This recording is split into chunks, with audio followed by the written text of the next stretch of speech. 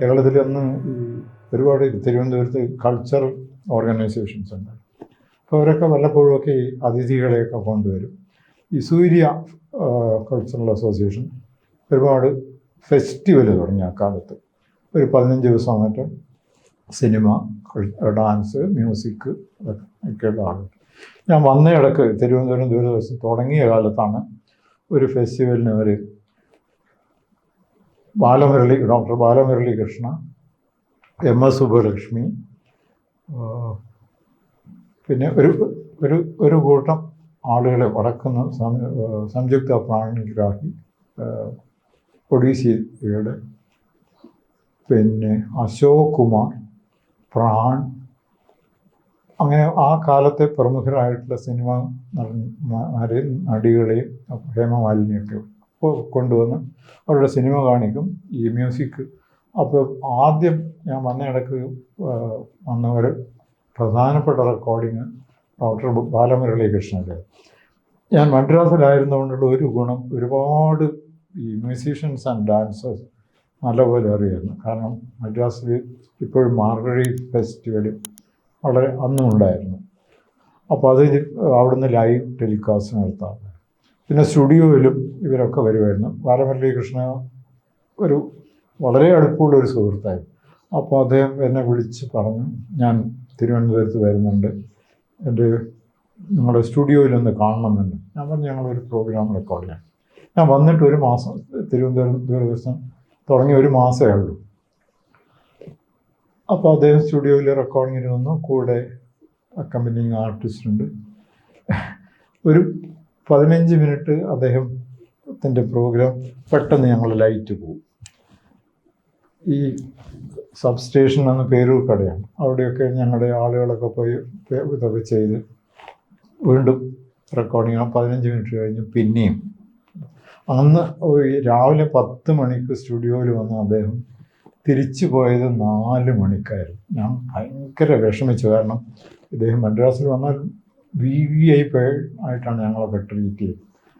അദ്ദേഹം പലപ്പോഴും ഈ സ്വീറ്റ്സൊക്കെ കൊണ്ടുവന്ന് എനിക്കൊക്കെ തരുമായിരുന്നു. അത്ര നല്ലൊരു മനുഷ്യൻ. അങ്ങനെയുള്ള അപ്പോൾ അതോടുകൂടി ഞാൻ തീരുമാനിച്ചു, ഈ ഇലക്ട്രിസിറ്റി പ്രശ്നം എങ്ങനെയെങ്കിലും തീർക്കണം. അന്നത്തെ വിദ്യുത് ശക്തി മന്ത്രിയെ പോയി കണ്ടു.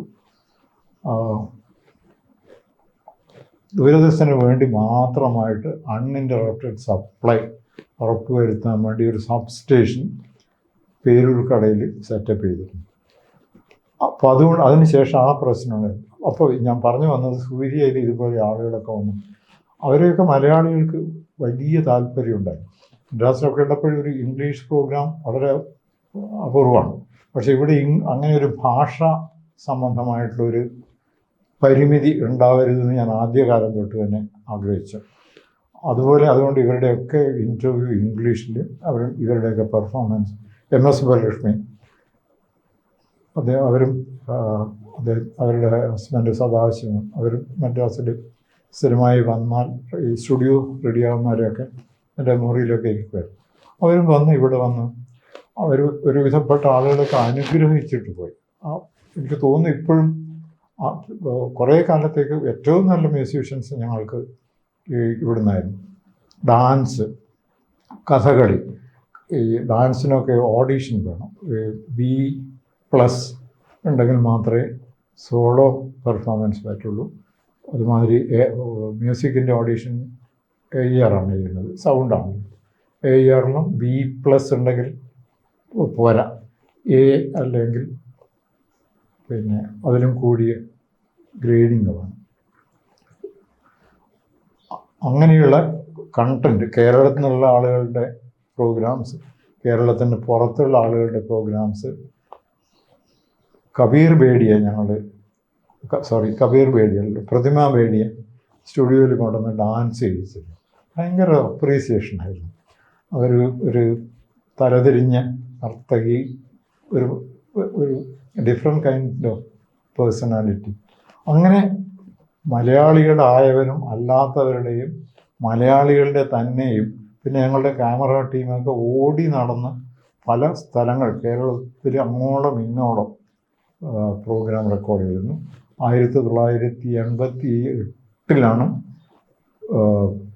അന്ന് മൈക്രോവേവ് റിലേ ആണ്. ഇപ്പോഴും ടെറസ്ട്രിയൽ ട്രാൻസ്മിഷൻ കംപ്ലീറ്റ്ലി പോയി. അപ്പം എറണാകുളം വരെയുള്ള തിരുവനന്തപുരത്തു നിന്നുള്ള മൈക്രോവേവ് ചെയിൻ INB മിനിസ്ട്രി 10 കൊല്ലത്തേക്ക് അന്ന് പണം കൊടുത്ത് വാങ്ങിച്ച് അതിൽ കൂടി തിരുവനന്തപുരം പ്രോഗ്രാം എറണാകുളത്ത് കിട്ടി. എറണാകുളത്തിന് ചുറ്റുമുള്ള സ്ഥലങ്ങളിൽ 80 കിലോമീറ്ററിൽ കിട്ടി. പിന്നെ in between low power transmitters വന്നു. അത് കഴിഞ്ഞ് കോഴിക്കോട് 88 കോഴിക്കോട്, 87 എറണാകുളം, 88 കോഴിക്കോട്, പിന്നീട് കണ്ണൂർ. അപ്പോൾ കേരളം മൊത്തത്തിൽ കവറേജ്, കണ്ണൂർ ഞാൻ ഇവിടുന്ന് പോകുന്നവരുണ്ടായിരുന്നില്ല. അപ്പോൾ കേരളത്തിനെ മുഴുവൻ പ്രതിനിധീകരിച്ചുകൊണ്ട് കേരളത്തിലെ ഫോക്ക് ഡാൻസസ് എല്ലാ ആഴ്ചയിലും അരമണിക്കൂർ കേരളത്തിൽ നിന്നുള്ള ഫോക്ക് ഡാൻസസ് റെക്കോർഡ് ചെയ്തിരുന്നു. അതിൻ്റെ ഒരു മെച്ചം എനിക്ക് പിന്നീടുണ്ടായത്, ഇവിടെ നാഷണൽ ഗെയിംസ് ഇത് ചെയ്തപ്പോൾ ഒരു കോഫി ടേബിൾ ബുക്ക് പബ്ലിഷ് ചെയ്യാൻ, എഡിറ്റ് ചെയ്യാൻ എൻ്റെ എക്സിക്യൂട്ടീവ് എഡിറ്റർ ഞാനാണ്. അപ്പോൾ അതിൽ സ്പോർട്സുമായിട്ട് ബന്ധപ്പെട്ട ഒരു 10-14 ഫോക്ക് ഐറ്റംസ് പിക്ചേഴ്സോടുകൂടി ആ ബുക്കിൽ ഉൾപ്പെടുത്താൻ എനിക്ക് പഴയ പരിചയം വെച്ചിട്ട് കഴിഞ്ഞു. അങ്ങനെ കണ്ടന്റിൻ്റെ കാര്യത്തിൽ തിരുവനന്തപുരം ഒരു മൈൽസ് അഹെഡ്, നാഴികകളോളം മറ്റ് സെൻറ്റേഴ്സിന് മുമ്പിലായി. ഞാൻ പ്രത്യേകിച്ച് മദ്രാസിൽ ഇവിടെ വരുന്നതിന് മുമ്പ് 4-5 കൊല്ലം ജോലി ചെയ്തിരുന്നു.